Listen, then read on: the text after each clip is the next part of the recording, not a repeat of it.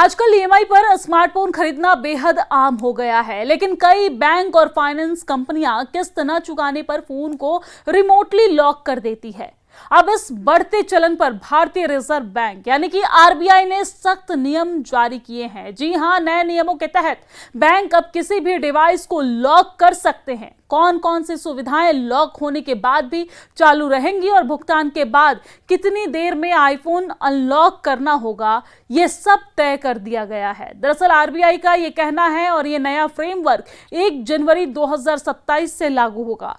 ये loan recovery और recovery agent से जुड़े संशोधित दिशा निर्देश का हिस्सा है और पहली बार टेक्नोलॉजी आधारित रिकवरी पर विस्तार से नियम बनाए गए हैं। आपको बता दें कि आरबीआई ने पाया है कि कई बैंक और फाइनेंस कंपनियां ईएमआई डिफॉल्ट होने पर टेक्नोलॉजी की मदद से फाइनेंस किए गए स्मार्टफोन, टैबलेट और लैपटॉप को रिमोटली लॉक कर रही है। हालांकि बैंक को अपना पैसा वसूलने का अधिकार है, लेकिन आरबीआई चाहता है कि इस तकनीक का इस्तेमाल ग्राहकों को परेशान करने या अनुचित रिकवरी के लिए न किया जाए और इसी वजह से डिवाइस लॉक करने का पूरा प्रोसेस, नोटिस, समय सीमा और ग्राहक के अधिकार तय किए गए हैं।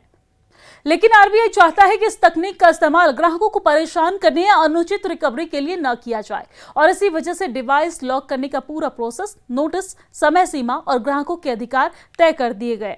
तो आपको बता दें कि इसका एक शब्द में जवाब है कि नहीं, क्योंकि आरबीआई ने साफ किया है कि रिमोट लॉकिंग केवल उसी डिवाइस पर लागू होगी जिसके लिए लोन लिया गया हो। अगर आपने पर्सनल लोन, कंज्यूमर लोन या किसी भी अन्य कारण से लोन लिया है तो बैंक आपके मौजूदा स्मार्टफोन, टैबलेट या लैपटॉप को रिमोटली लॉक नहीं कर सकता है।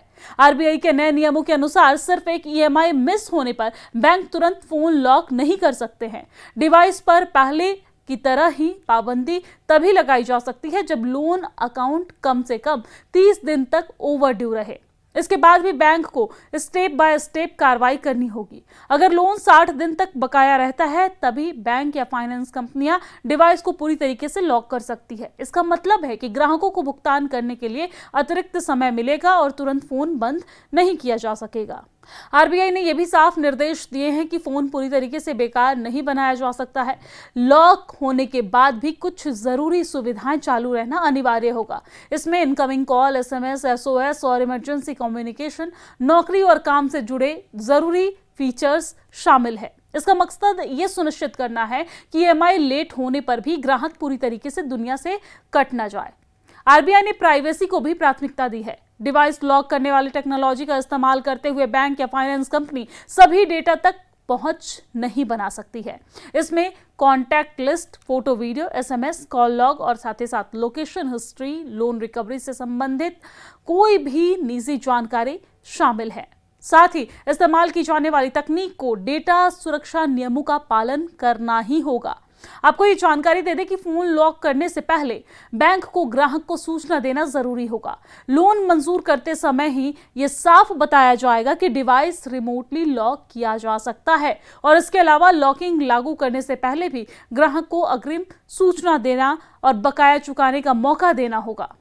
अगर ग्राहक बकाया राशि चुका देता है या लोन अकाउंट सेटल कर देता है तो बैंक को आमतौर पर 1 घंटे के भीतर डिवाइस अनलॉक करना होगा। आरबीआई ने कहा है कि अनावश्यक देरी नहीं की जानी चाहिए। अगर भुगतान के बाद भी तय समय पर फोन अनलॉक नहीं किया जाता है तो बैंक या फाइनेंस कंपनी को ग्राहक को मुआवजा देना होगा। आरबीआई के अनुसार हर घंटे की देरी पर 250 रुपए मुआवजा मिलेगा।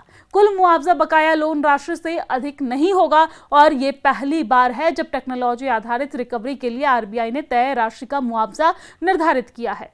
आरबीआई ने यह साफ किया है कि डिवाइस लॉकिंग तकनीक ग्राहक के अन्य अधिकारों को प्रभावित नहीं करेगी। ग्राहक पहले की तरह लोन की प्रीपेमेंट या यहां पर फोरक्लोजर कर सकेगा।